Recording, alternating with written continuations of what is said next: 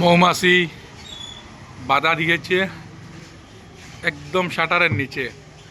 এখন মহাঝামেলায় পড়েছেন দোকানি, কিভাবে রাত্রে দোকান বন্ধ করার পর শাটার ডাউন করবেন এই চিন্তায়। দেখতে পাচ্ছেন জিক জিক জিক জিক জিক জিক করছে, অত্যন্ত ভয়ানক দৃশ্য, খুব ভয় লাগা দৃশ্য, অত্যন্ত ভয়ানক ভয়ানক একটা দৃশ্য।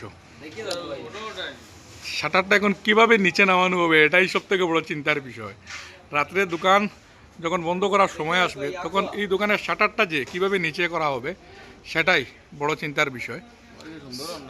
শ্রীভূমি করিমগঞ্জ জেলার কটামনি বাজারের এক কাপড়ের দোকানে জেরজেরি কটামনি নাই ও মেসাবর দোকান, এখন শাটারটা গিলা বলাইতায়, শাটারটা গিলা বলাইতায় রাত্রে। হ্যাঁ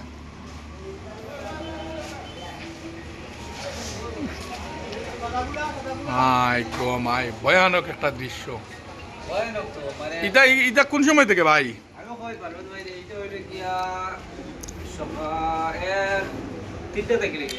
মানে ও সামনে সামনে ওলা বান্ধি দিয়েছেন নি তারা?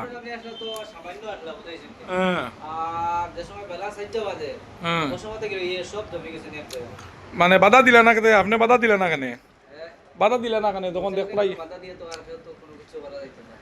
এখন যে মহা ঝামেলা, শাটারটা গিলা বলাইবা, এখন তো সব হামলাই কুমলাই মারি লিবা মানুষ। হয় রিক্স আছে কিন্তু খুব সাবধানে করতে লাগবো, ভেরি ভেরি রিক্স। দেখুন কমপক্ষে 10,000 থেকেও বেশি হইবা, 10,000 থেকে বেশি, মানে 2-3 ঘন্টায় মানে একদম জায়গাটা কবজা করে লিছইন।